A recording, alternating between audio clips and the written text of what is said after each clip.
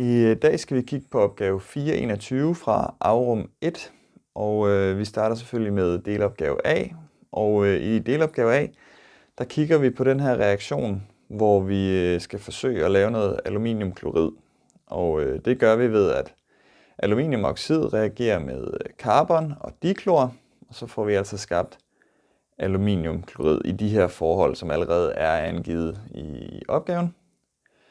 Og vi bliver spurgt om, hvor meget aluminiumklorid kan der dannes ud fra 100 gram aluminiumoxid. Og hvis I har lavet nogle af de andre opgaver, der ligger tidligere i bogen, så har I nok set det her skema før, hvor vi har stofmængde, masse og molarmasse for de forskellige reaktionsdeltagere, og så kan man løbende udfylde det her skema her. Og til at starte med, så vil jeg putte den første information ind i skemaet. Det er de 100 gram. Det er altså massen af aluminiumoxid.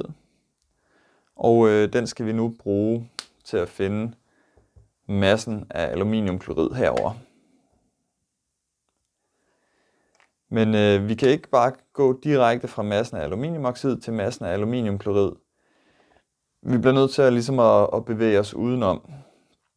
Og hvis vi gerne vil regne massen af aluminiumklorid ud, så bliver vi nødt til at bruge den her formel, som er lille m er lig med, altså massen er lig med stofmængden gange molarmassen. Og for at vi kan bruge den, så skal vi kende de her to, som er ubekendte for os indtil videre. Molarmassen er et kendt stof, den kan man altid finde i det periodiske system. Og det har jeg gjort, inden videoen startede, og jeg har regnet den ud til at være 133,34 gram per mol. Så nu har vi den ene af de her informationer. Så mangler vi bare stofmængden, som er den, der står heroppe. Og den kan vi desværre ikke bare regne ud på nuværende tidspunkt.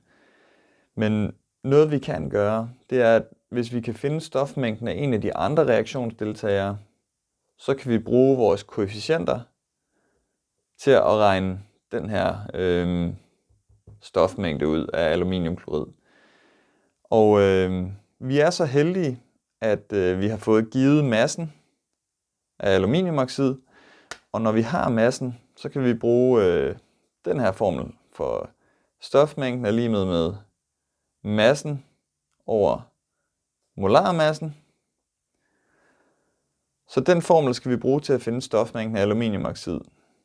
Vi har på forhånd fået massen givet i opgaven, så mangler vi bare molarmassen. Og som jeg lige sagde før, så kan man jo finde den i det periodiske system. Og det har jeg også gjort, inden vi startede videoen. Og den er 101,96 gram per mol. Og det sætter vi jo så bare ind i vores lille formel her. 100 gram delt med 101,96 gram per mol. Og jeg har taget min lommeregner med her, så vi siger 100 delt med 101,96. Og det giver 0,98. Og enheden, det bliver jo mol, det ved man både fordi, at vi leder efter stofmængden, men også fordi gram og gram går ud, og så får vi enheden mol. Den skriver vi selvfølgelig ind i vores skema, så vi har alle vores informationer samlet her. Og nu er det så, at vi kan benytte os af, at vi kender reaktionsforholdet imellem de forskellige reaktionsdeltagere her. Og når man kan se, at der står 2-tal foran aluminiumoxid og et 4-tal foran aluminiumklorid, så betyder det, at hver gang der bliver forbrugt, altså der bliver brugt 2 aluminiumoxidmolekyler, så vil der blive dannet 4 aluminiumkloridmolekyler. Eller ionforbindelser er det jo i det her tilfælde. Så det vil sige, at hver gang der bliver brugt noget af det her, så bliver der dannet dobbelt så meget af det. Altså så hver gang der bliver brugt for eksempel 10 aluminiumoxid, så vil der blive dannet 20 aluminiumklorid. Det betyder også, at for at finde stofmængden af aluminiumklorid, så kan man gange stofmængden af aluminiumoxid med 2. Og det giver selvfølgelig,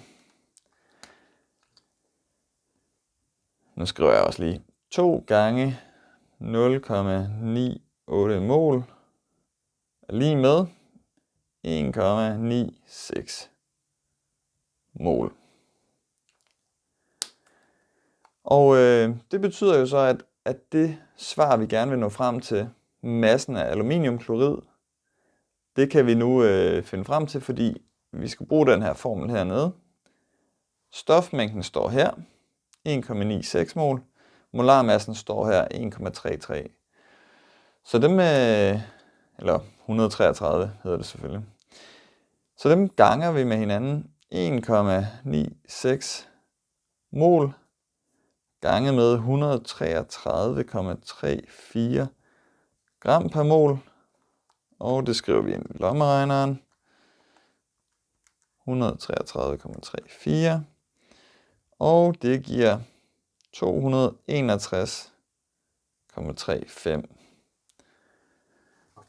Så det kan vi lige skrive ind i vores skema også. 261,35. Og her der går mol ud med mol, og så har vi gram tilbage. Og det passer jo også fint med, at massen har en enhed i gram som regel. Yes. Så nu har vi svaret på delopgave A.